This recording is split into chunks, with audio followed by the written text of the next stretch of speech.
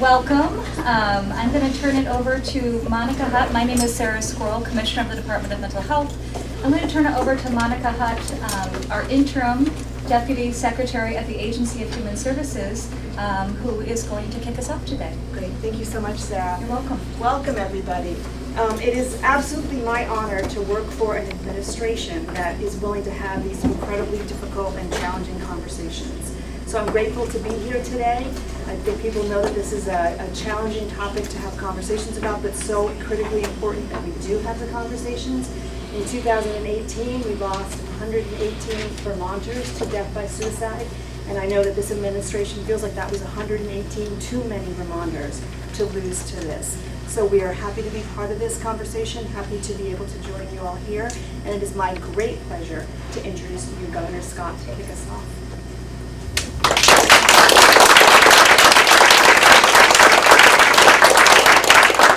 Thank you, Monica, and it is great to be here today, and I look forward to this conversation.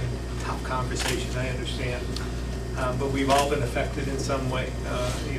Vermont is a very small, 625,000 people.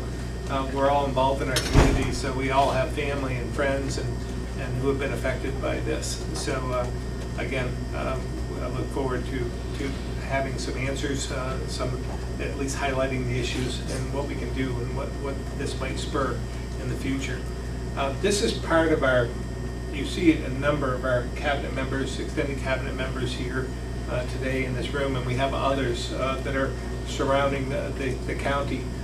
We decided to do this when I first was elected, that we thought we should, as a cabinet, go out to the counties of the state and visit them in their own backyard, take a walk in their shoes, and see the challenges and opportunities. So we did the first round. We went through all 14 counties, and then the cabinet and extended cabinet was a little surprised when I said, now we start again, because I think it's really important for us to get out and to see people, because our expectation, I think, I include myself as a former legislator, our expectation is that you'll come to Montpelier, you'll come to the State House and air your grievances and tell us your problems, but the reality is you don't have time, and sometimes you don't even want to do it. It's daunting to do that, and I said we're a ways away from Montpelier, from here, so I thought it was important for us to get out to see you, and so this is just one of our stops here. I have many, about 25 or 35 stops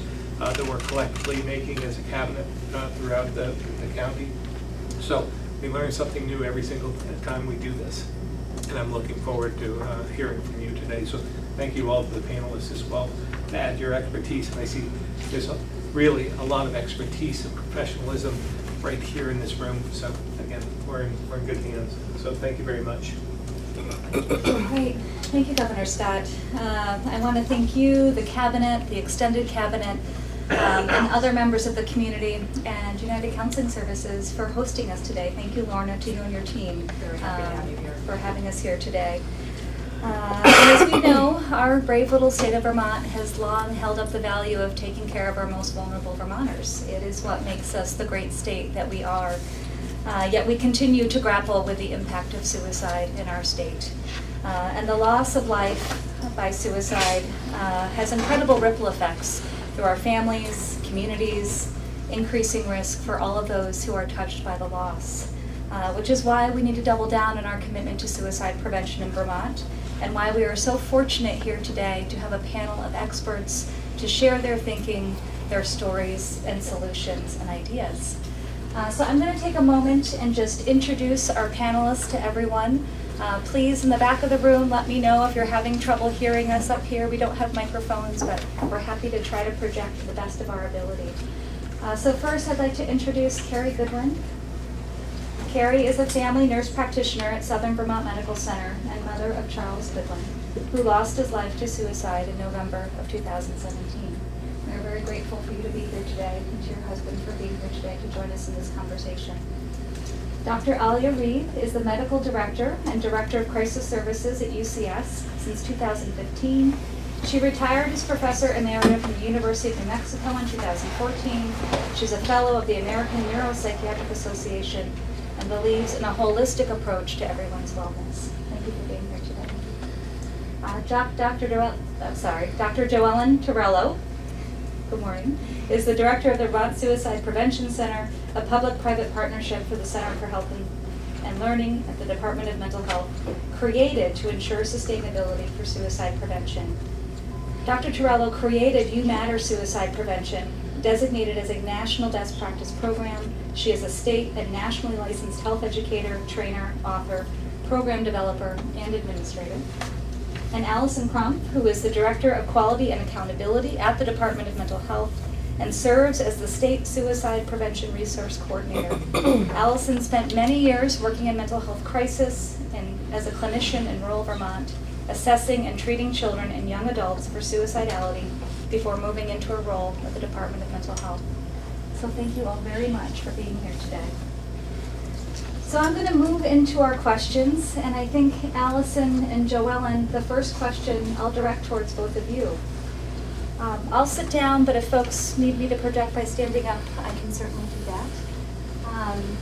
But we know that Vermont's rate of suicide is around 35% higher than the national average in Vermont and growing at a faster rate. We also know that suicide is the second leading cause of death for Vermonters ages 15 to 34. And I'm wondering if both of you can just talk about the current landscape of what's happened in Vermont, what opportunities we have to build on right now that can help us address this. I can start by highlighting some broad areas in which Vermont's providing some leadership and innovation in this area. And so, for starters, our work under payment reform for healthcare, reducing suicide rates in Vermont is one of the outcomes tied to the all-payer model. And that statement alone highlights a commitment that we see mental health tied to health and that we are looking to treat the whole person. I think any movement that moves us away from fee-for-service and into a value-based system that ties funds to population health outcomes gives us more room to focus on prevention in a way that we haven't had to and been able to before. Another area in which leadership is providing opportunity is the Department of Mental Health has made a small but mighty effort to solidify a role within the Department of Mental Health focused on suicide. So currently it's a part of my role, it's a fraction of my role, but it's there. And the idea is that we're building infrastructure that's sustainable over time. And a third and very important piece is the Agency of Human Services has put together a suicide prevention committee. It's co-chaired by myself and Deputy for the Vermont Department of Health, Tracy Dolan. And it includes leadership from every department within the Agency of Human Services. And what we know about suicide is both nationally and in Vermont, the majority who die by suicide do not have a known mental health condition and are not currently in treatment for mental health issues.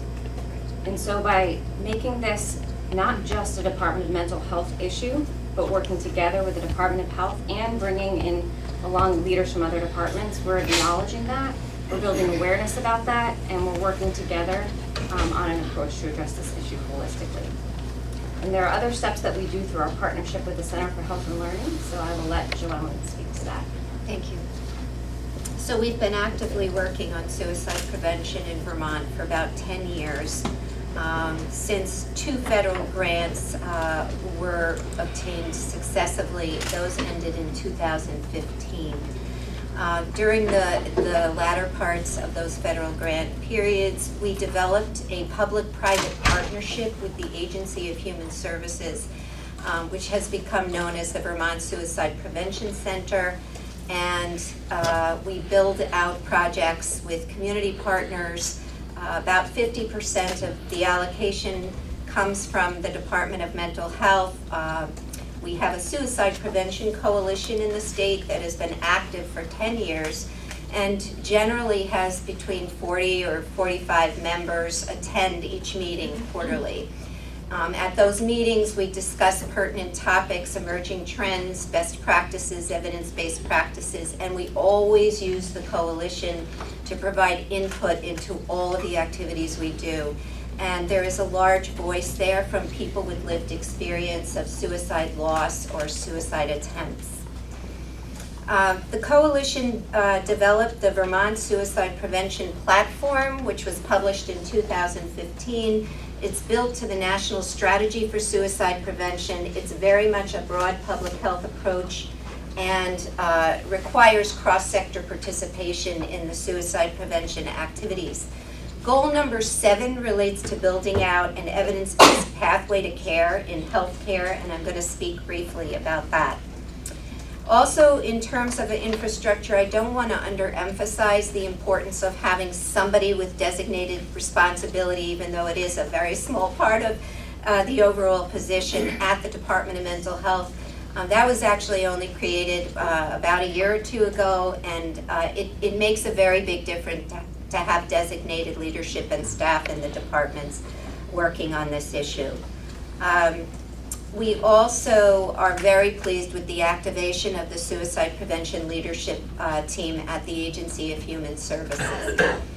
In the areas of health communication, we have focused on the message that suicide is preventable and the You Matter message, which is you matter because you may need help and you matter because you may be in a position to help.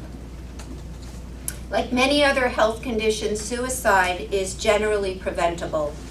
Research has shown that suicidality is a diagnosable and treatable mental health condition. Suicide shares risk factors with substance abuse, bullying and harassment, traumatic events, including sexual abuse, violence, etc., as well as other mental health conditions. To the degree that community members, providers, and consumers of mental health services and institutions can be actively involved in learning about and implementing suicide prevention activities, we can all help to prevent suicide. As such, Vermont Suicide Prevention Center creates messaging on these themes, and we use a multi-format messaging approach.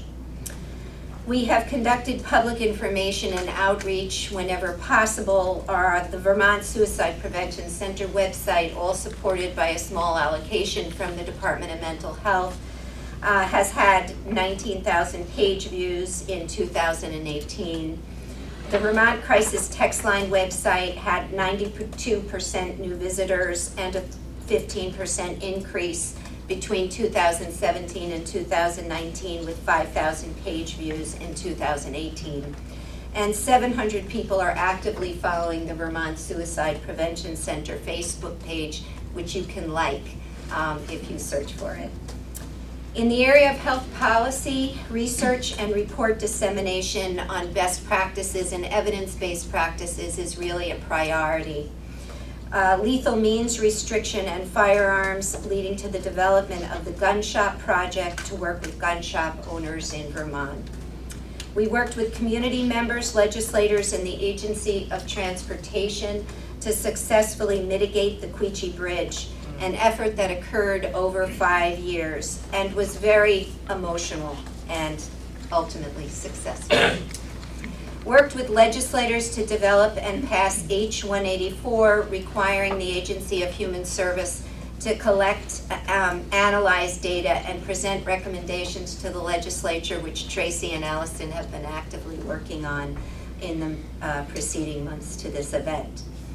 Under the area of workforce development, we are really focusing on creating suicide-safe pathways to care in and amongst our primary care, our FQHCs, our hospitals, and our mental health agencies.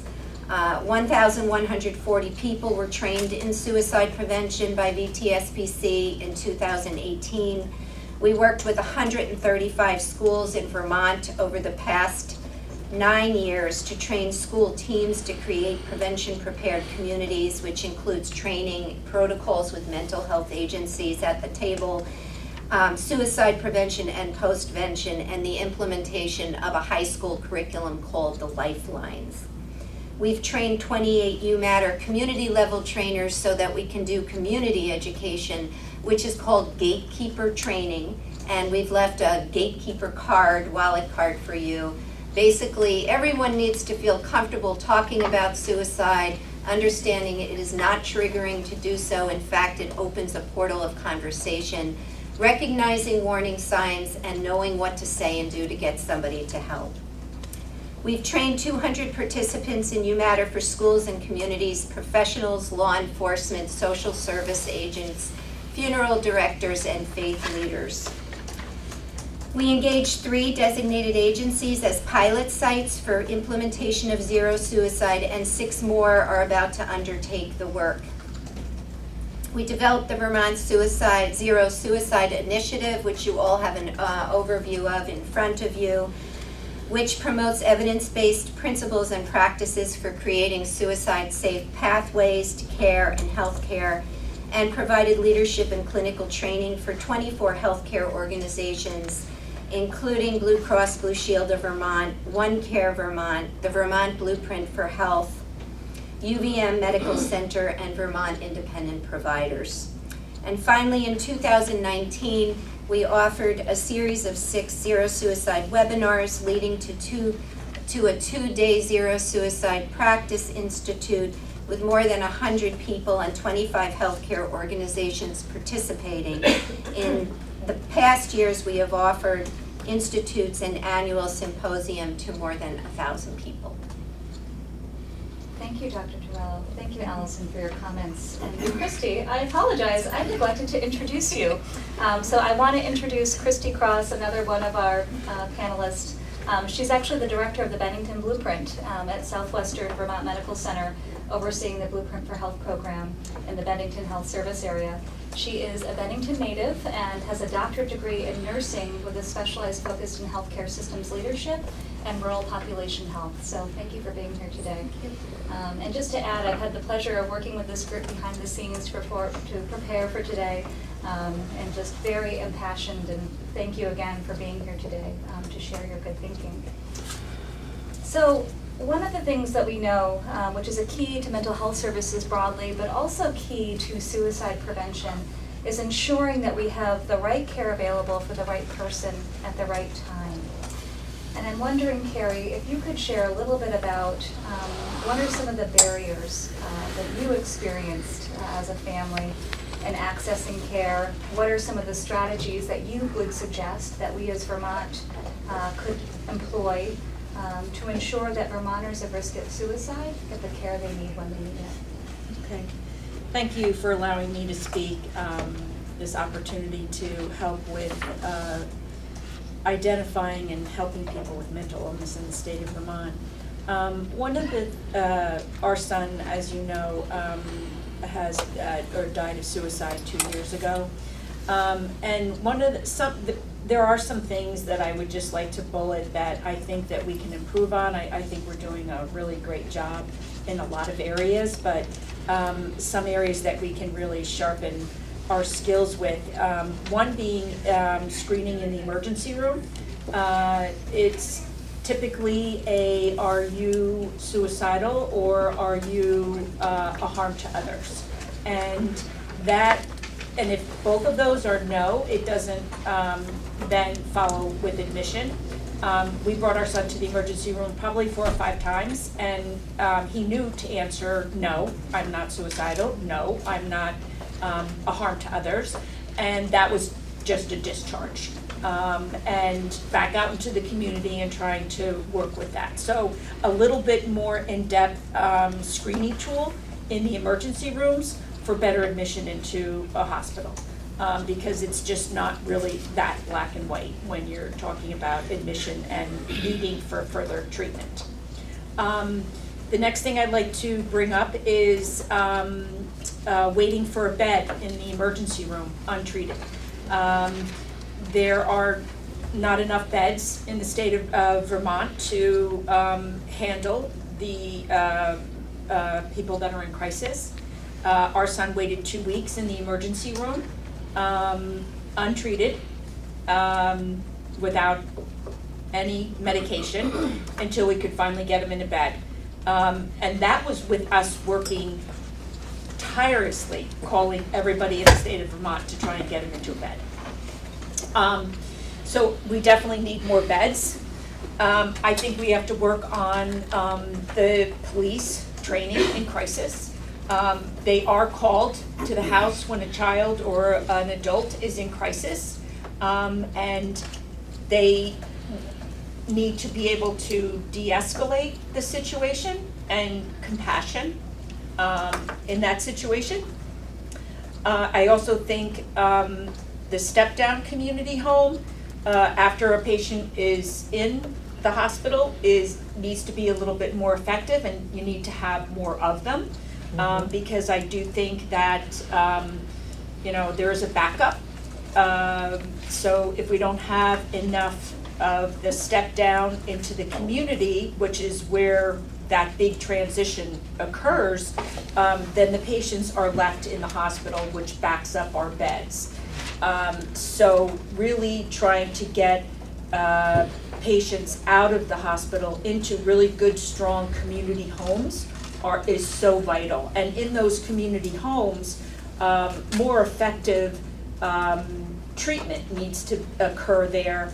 Our experience is that we never really sat down and talked to the psychiatrist that was treating my son, and we never felt like we were part of a team.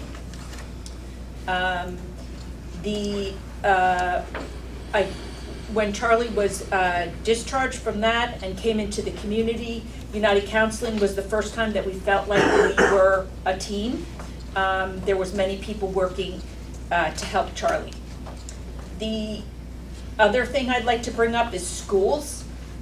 Screening in middle school and high school is vitally important, and patients that show, or people that show that they're having some issues with mental health, whether it be depression or anxiety, that they're screened and their behavior is not looked at punitively, but with compassion. And preventing the bullying that occurs in high schools. And middle schools. And middle schools. And I guess elementary too, I mean. Right. Shouldn't leave any age out. Right, Thank you exactly. very much. Yeah. And just education on depression and anxiety and getting rid of that stigma that's associated with that.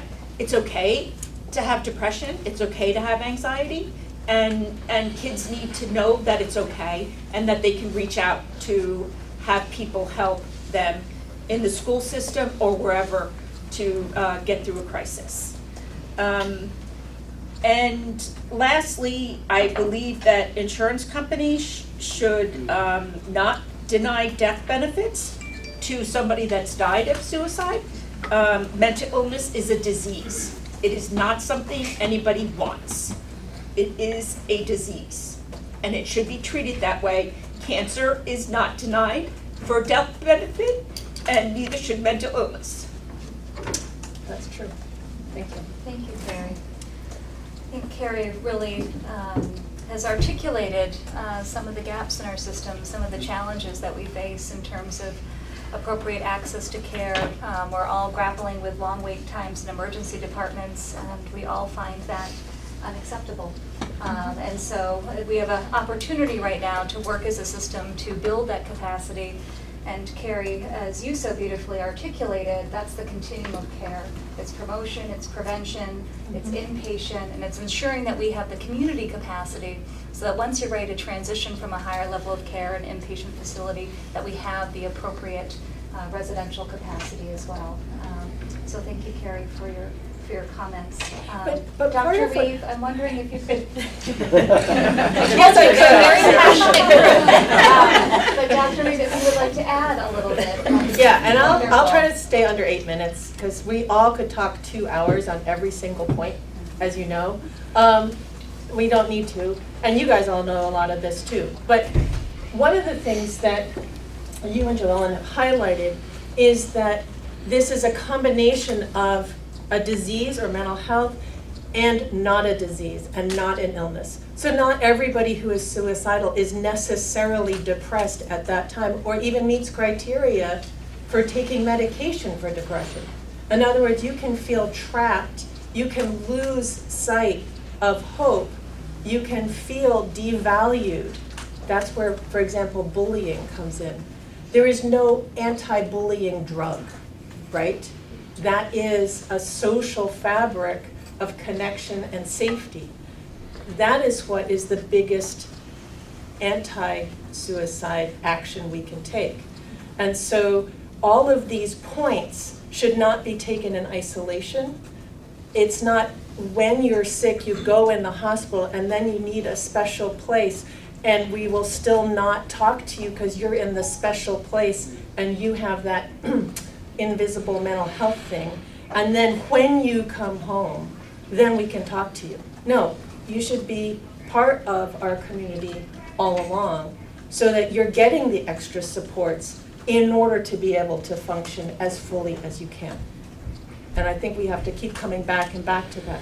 We've tried to do a few things at UCS, and like every place, I mean, Carrie also works as a provider. We try really hard and we fail and we keep trying. So just because we highlight some of the things we do well, doesn't mean we don't also fail on a regular basis.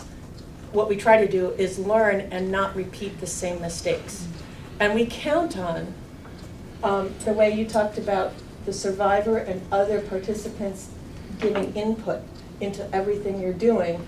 We count on our peer advisory boards to give us information. We count on our complaints and grievance processes to influence what decisions we make.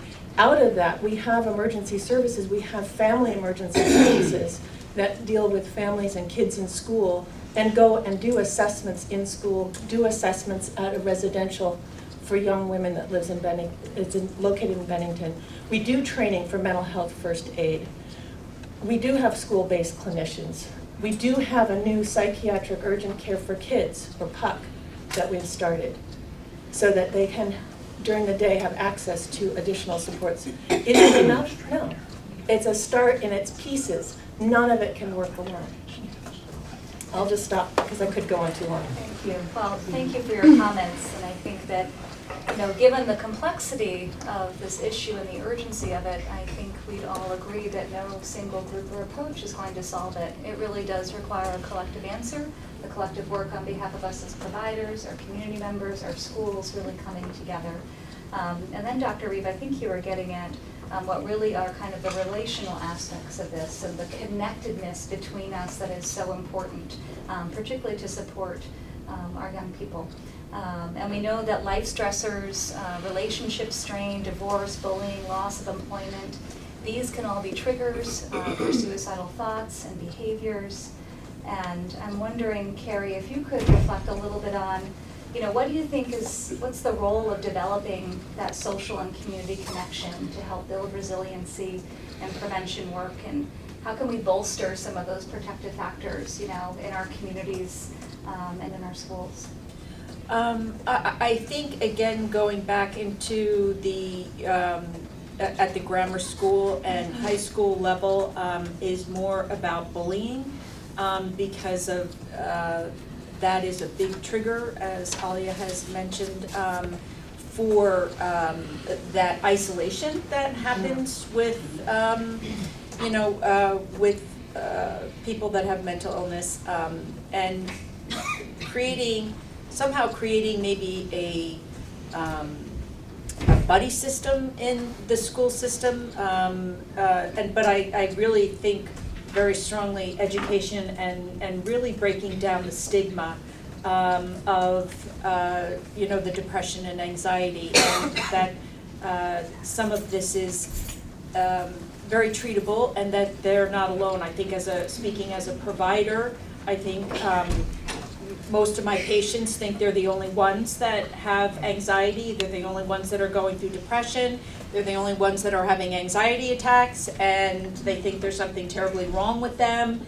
How come nobody else has this? And they don't have any idea how large it is out there in the community, and to offer that support at the school level.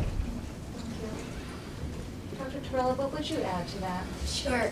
In the early stages of this work, we did research on the risk factors and the protective factors for each age group, from early childhood through older Vermonters or older people. And what we found was that underneath each protective factor was some element of connection. Whether we're talking about the family system, the family community system, the school system, the school to the mental health agency, the pathway to care within the healthcare system, the communication to clients and patients once they get into the healthcare system, it's all ultimately about creating positive connections, which is the base of building resiliency. So I do want to say that suicide is very complex. And when you go to national conferences, you just come back and you say, oh my goodness, because we think about it on the individual level, we think about it on the systems level. That said, we do know that certain approaches, principles, and practices that are evidence-based show positive outcomes. So no one issue like bullying is typically a triggering event. In other words, in isolation, that would likely not cause a suicidal event. We're learning to prevent suicide in various subpopulations of the overall population. So we think about youth and adolescents. They have very different risk factors and protective factors than older Vermonters. People who are LGBTQ have a particular set of risk factors and protective factors. Middle-aged men, who tend to be the highest demographic for suicide, have a unique set of risk factors and protective factors. Using middle-aged men as an example, as an at-risk group that requires unique strategies, I'm going to give you a couple of examples. In their case, it really looks at support economically during job transitions. Our farmers are at risk for suicide, but many professions are first responders and law enforcement because of trauma. So we have a couple of issues with middle-aged men: personal purpose at times of transition and crisis economically, as well as the issue of help-seeking in our culture and trying to create more of a help-seeking norm among men. In addition to that, we have access to lethal means, firearms being the number one lethal means. More than 60% of our deaths in Vermont are a result of firearm use. So in the case of middle-aged men, we work on those unique protective factors in terms of social networks of support and skill building. We want to cultivate skills for resilience to be able to overcome adversity. I know the military is talking a lot about preparing in advance. It's service people, and we're about to have a very large deployment that's just been released. In advance for what traumatic experiences may result in terms of their own mental health, and therefore inculcating a sense of help-seeking in the culture, so it can be addressed rather than be a silent killer. Our work with You Matter Youth and Young Adults is a program that we developed. You may remember you actually came to one of our kickoff events. And the focus there is on building skills for resilience, understanding the importance of being an advocate for a friend, being allies to people, knowing how to ask for help and where to get help. And so these are some of the skills that we are building out through that initiative. All these things increase connection, and connection, as I said, underlies every protective factor for suicide. Do you mind if I piggyback on just one point? I just wanted to first just do a shout out and remind everyone that yes, suicide is preventable and it is not inevitable. And just on the gatekeeper training, I was a participant in gatekeeper training, and it has made an effective difference in my immediate family more than once. So just wanted to remind people that suicide is preventable. And just also wanted to shout out that Allison and I, as we look at the inventory of things that are going on in Vermont, and you're hearing a variety of things that are going on, there's actually a lot of evidence-based things going on in Vermont. Yes. Our challenge, like in many public health approaches, is that we don't necessarily have enough of it in enough communities sustained long enough. And so we get pockets and pockets and pockets, and that's a challenge. You know, that's a resource challenge, that's a systems challenge, but just to let you know that I think we have the seeds, and sometimes it's figuring out how do we systematize it in a way that it's an ongoing effort. Great, thank you, Tracy. Thank you for your comments, you know, really underscoring just the undercurrent of stigma and how it is a real barrier to accessing care and something we need to pay attention to. Really creating and prioritizing connections so that nobody feels alone.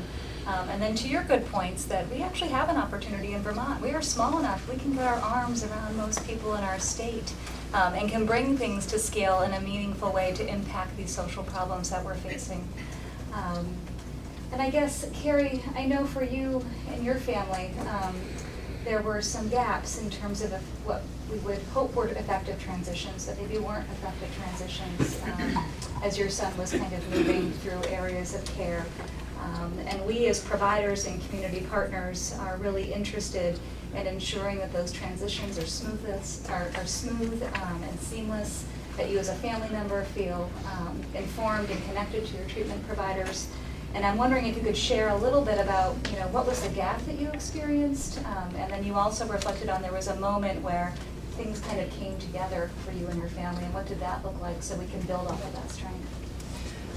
So basically, you know, back to some of the bullet points that I had said originally, really the process of screening in the emergency department and allowing that next step to admission if necessary into the hospital and not waiting for a bed in an emergency department untreated for, you know, a week or two. That is very detrimental to the cycle of treatment. The other thing is I found once Charlie was in the hospital, he was getting, you know, very good care. You know, we felt he was safe there. We had a team in the hospital that met with us, and we knew what was going on.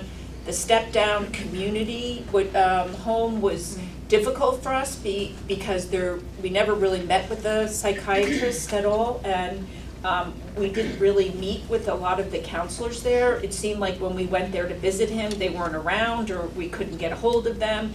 So I didn't feel like we were part of a team there at all. And then with the United Counseling Service, that's when all the sources of support and communication really came together. Yeah. Thank you. But I think that goes back to a common problem we have, which is you can ask anybody, colleagues, how are you? Fine. What does that mean? Are you suicidal? No. I mean, it's closing off communication, but is the nonverbal communication, are the circumstances the person's living in, have those been questioned? And sometimes the person says no, but everything around them screams yes, high risk. And it's our job as professionals to act on that constellation of the whole context. So yes, we have some screening tools. We're employing at SVMC and in our emergency team and in people coming into UCS for treatment and our universal access same-day service approach, screening tools to ask these questions. They're only as good as our follow-up questions. They are screening tools. They are not diagnostic tools. We have to do the diagnostic interview. We have to ask people the context. We have to follow up and find out, have they been masking their symptoms with other drugs? Have they been cutting off all of their relationships with their friends and pushing everybody away or not? Those are not on any screening tool. Thank you, Dr. Reed, and I think you're articulating so clearly that our work is both science and art. And some of that is the relationships and the nuances of the emotional experience of the individuals that we're trying to provide care for. And Christy, I'm really interested to get your perspective when we think about integrated health models, especially those that target specific populations that Dr. Torello was referencing elderly adults, males. So maybe you can share a little bit of your Absolutely. perspective on that. So it segues nicely actually what Dr. Reed was saying. So typically our individuals at risk for suicide are referred to our emergency department. And the process is well established there, despite the bed weights and the need for increased screening. But outside the walls of the emergency department in the medical community, addressing suicide prevention is really complicated and it's challenging. Usually for a number of reasons, lack of understanding and or stigma, which is made even more difficult by knowledge of resources, time constraints, particularly in primary care, and knowing that there's a shortage of mental health providers in the community. Healthcare professionals in rural communities in general play dual roles. They're both a caregiver and they're a community member. And so that contributes to this added fear of asking the question, are you suicidal? Because they want to keep things private and they don't want to make folks uncomfortable. So that highlights the need for specialized training in rural populations. And so what are we doing in the medical community? We're doing a lot, and I won't share it all because I need a couple of hours to do that. But we are screening for suicide. A couple of months ago, we changed our screener to the Columbia screener. And so we're teaching folks not only to use the screener, but how to ask the question and how to respond. I think sometimes we assume we can give a paper with a screening question that folks know how to ask the question. And there's a key piece of how to properly ask the question and follow up. We're formalizing our behavioral health post-hospitalization discharge with case managers in primary care. And what that means is ensuring that there's a 7-day and a 14-day follow-up. We continue to increase our collaboration with mental health agencies at UCS. A perfect example is the Pediatric Urgent Care for Kids. And in our pediatric practice at SBMC, we have a program called Youth Screening, Brief Intervention, and Referral to Treatment. This is a pilot program from a grant. It was just started earlier this year. They've screened 280 youth. It's ages 12 to 24. And what they found with that number that they've screened so far is that 15% of those youth screened have suicidal thoughts. What was the percentage? 15%. 1-5. And we continue to integrate behavioral health and primary care and realize that's a real opportunity to meet folks where they're at. We also recognize that there's and I've heard this from other folks, connection to community. Men and older adults are disproportionately impacted by suicide due to the increased risk of isolation. And so to establish ways, innovative ways to bring connection to community and decrease isolation involves complex care coordination, shared care planning with folks that are at risk, decreasing stigma, and also continuing to come up with innovative ways with community partners to engage folks in the community. I don't want to forget to add that the emergency department, like so many throughout the state, is definitely in a state of crisis related to behavioral health needs. There are work being done on addressing some of those immediate concerns, but definitely more work is needed. And in general, there's a paradigm shift in healthcare where the social and medical worlds are coming together towards collaboration and integration of services, especially because of the focus of social determinants of health and population health.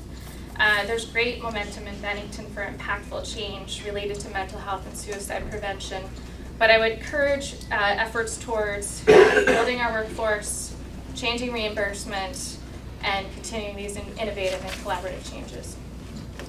Thank you, Christy. I think when we think about transition or discharge, we have to think about it as a continuation of care and more of a bridge. And how do we as care providers ensure that that care coordination is happening consistently? And also to your good point around working in the spirit of integration, that we all recognize that mental health and health can't stand apart, that we really need to be thinking about the whole health of Vermonters to really get the outcomes that we want. So as a final question and capstone to our panel presentation today, we'd really love to hear what each of you are thinking about in terms of the efforts and what is happening in Vermont that give you hope. The things that you think that we need to build on and expand, and the opportunities that we have as a state that from your perspective would have the greatest impact. And Carrie, it would be lovely if you would kick us off, if you don't mind. Our panel is getting too bad. Yeah, so I think that really, again, focusing in on education in the school systems, and really breaking down the stigma of mental health, trying to break down that stigma in order for people to feel comfortable to say that I'm struggling. I'm struggling with anxiety, I'm struggling with depression, at the middle school, especially the high school, where the stigma just prevents them and isolates them from coming forward and talking about how they're feeling. And understanding that, it's okay that you have depression, it's okay, well, it's not great, but, that you have depression or that you have anxiety, and that there are ways that we can help and treat, and have a buddy system that they feel comfortable. So the real thing in grammar school and high school is the isolation piece, so I would really think that would really be needed.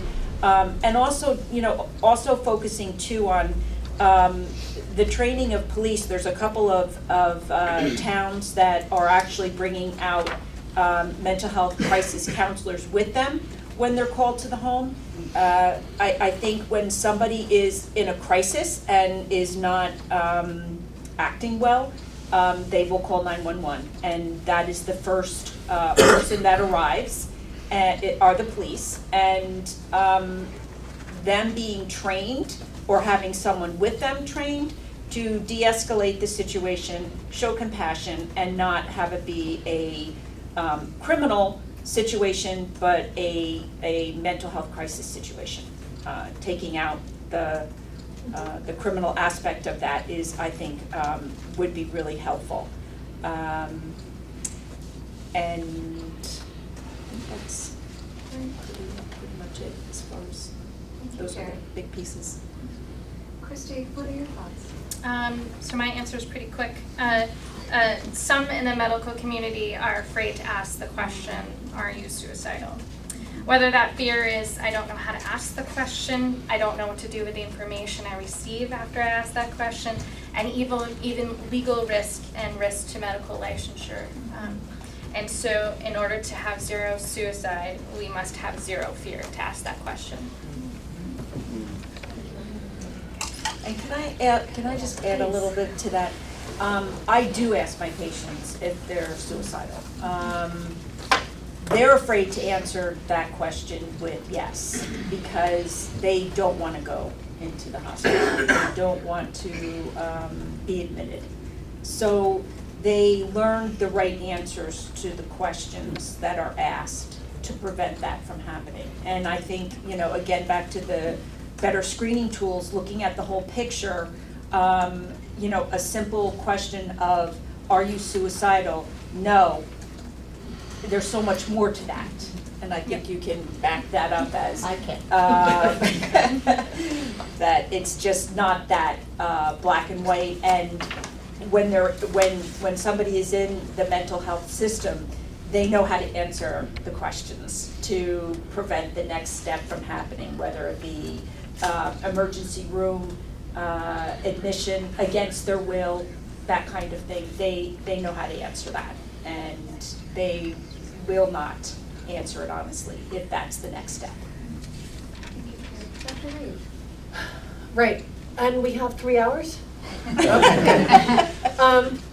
So very briefly, those are the essentials. And we're doing some of that at UCS. Our emergency team is becoming now more mobile and 24/7, and we're working with the police locally to start increasing our ability to go out together.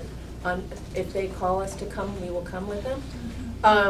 Same with our emergency medical services or first responders. So we're trying to change that whole culture in Bennington County. That goes back to what you were saying about we have lots of little pockets and we have to make it bigger.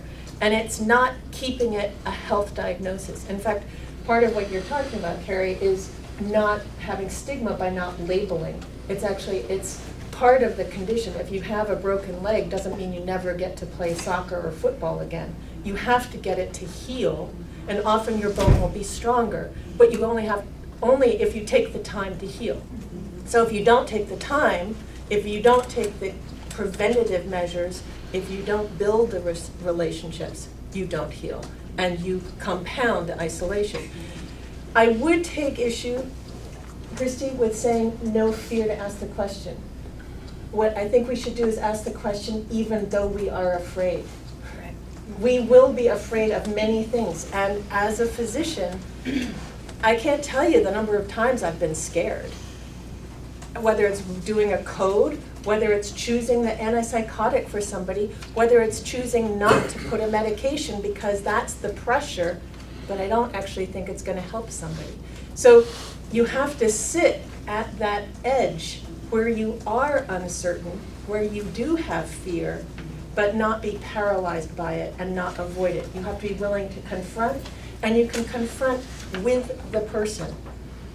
You cannot make the person who has suicide in their intention, in their thoughts, scared of it. You can only make it less scary by being willing to share and share the uncertainty. And that's the start of building a relationship that you would go together to find a solution. So to any primary care physician or nurse practitioner or physician assistant or provider or nurse or EMT or neighbor, it's not that you have the answer. It's that you're willing to find the resources to go forward.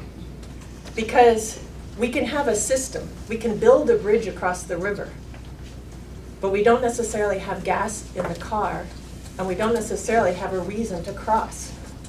And so that's what the connection with other people is to give a reason to use the bridge. Otherwise, it just sits there as a wonderful edifice. And we have to make it a tool for engaging and moving forward. Part of our efforts at UCS include same-day access. So hopefully we would stop having this discharge from a hospital to a person who's never received services. And now you have to wait 2 to 3 weeks till we reply and you answer your cell phone and then you come in and fill 14 pages and then next week come back and meet somebody who will then determine whether or not you deserve services. And then 2 weeks later, we'll get you somebody who will finish the intake. And then 2 weeks later, you'll meet the first therapist, who you then don't like. No. The idea is either calling from discharge from the hospital with the social worker, or you come into the community and you and your family just show up to UCS on a Monday through a Friday and say, we need services. And we say, okay, hold on, somebody's talking. Can you wait 40 minutes? Have a cup of coffee while you're waiting. We'll get the intake started. Next working day, if not today, we're going to have an intake interview. Oh, you need your medications. Within 30 days, hello. Hey, Tracy, we got to make an appointment for one of the providers to see this person because they just got out of the hospital. They need a refill, right? I mean, we're going to be flexible. We're going to have a program, but then we have to be flexible for the individual who wasn't connected versus the person who has done the round robin of being in the hospital, has all of these, they have to reactivate them, which is a whole different set of barriers. But the idea is to stop hiding behind our institutional procedures in order to make it real and useful. I'm sorry, I keep going on. Thank you. You should cut me off. Dr. Torello, what are your closing thoughts? Sure, I think what my colleagues are talking about are increasing clinical comfort level to address the issue, providing good solid workforce development on the use of evidence-based tools. And I do want to say that the use of evidence-based, not just identification, because that's one point, screening, assessment and treatment, which usually, hopefully, are very well linked, trumps professional, non-standard judgment in controlled clinical studies every time. So really providing, and we've begun that work, we just need more resources to do it, and to disseminate it in all of our clinical settings, blueprint, hospital, mental health agencies, etc. If you have a moment at some point to open the Zero Suicide Overview in Vermont, many Vermonters representing all the clinical departments we've discussed today created 2 unique Vermont graphics which demonstrate the pathway to care issues that my colleagues here are discussing. That we use, the pyramid speaks about the evidence-based tools we use, and the bridge between whatever entry point it is. If it's emergency department, I highly commend those hospitals and healthcare settings that are looking at co-location and integration. So in conclusion, I will say that more than 70% of the people who die by suicide, and we just did a death certificate review up in Grand Isle County because we're really trying to take into account Abenaki deaths and really look at them as an at-risk population. More than 70% of the people who died nationally, and it seems to parallel Vermont, have not been in the healthcare system. So what we really want to do is I recommend we focus on getting people into a primary care system that is prepared to identify, assess, and that sees a solid pathway to care. And that is integrated with mental, behavioral health, and primary care. And all of you are working on that, so thank you very much. Allison, any final comments? Yes, I would say, and the last thing I really want to say is I have hope that we have some ways to approach this issue. And I think what I've learned in my time at Department of Mental Health and in this role is we know a lot. We've done a lot of research, we have a lot of data, we know a lot about why this is happening, where it's happening, and whom it's happening to. And so I see hope in the ways that we're addressing it, and that we're a rural state. And if you look nationally in rural states, this is happening at disproportionate levels. And things like mobile crisis response, we know that emergency departments, although we want them to be prepared to handle mental health issues, are not the best place for somebody in mental health crisis to be sitting. If we can get out to people when they're in a time of crisis before they have to go there, that's the best way to handle this issue. And seeing police and primary care and hospitals ask to embed mental health people in their institutions is a part of that, but also getting the right people who know how to handle these issues out to people in their homes, in their communities, before they have to come to a mental health crisis is the best way to go. Great, thank you. Thank you to our panelists, to the audience. Governor, thank you for being here and listening. And I think we've heard themes around access and how important that is, how from a system, how do we streamline it? Because from the outside, it can sometimes feel like 8 doors to the same room. So how do we ensure that there is no wrong door, that you get the support and the care that you need in the right place at the right time? The importance of connection, training and education, our ability to be mobile in terms of how we support communities, and that this has to be a systemic approach. And I think that finally, how do we have the ability to have the courage to ask the questions and to support those who are coming and seeking care. And finally, I would just say that we can't help those who don't make it to our doors, whatever that door is, whether it's a school or a community health agency or a hospital. So fundamentally, we have to continue to address stigma. Stigma is a real barrier to accessing care. Many people who would benefit from care and help simply don't access it because of fear of labeling, judgment, or prejudice. So I think we have to continue to recognize the stigma as a true barrier to what we're trying to accomplish. And to Tracy's good point, that to promote awareness that suicide is preventable. And that we all have a role to play in terms of building a sense of community, a sense of connectedness, and a sense of hope. So I hope that can be our takeaway message collectively, that we all have a role to play, and that we can all be helpful and we can all provide hope to Vermonters. So again, thank you to the panel for being here today. Thank you to everyone for listening, and a round of applause for our panelists.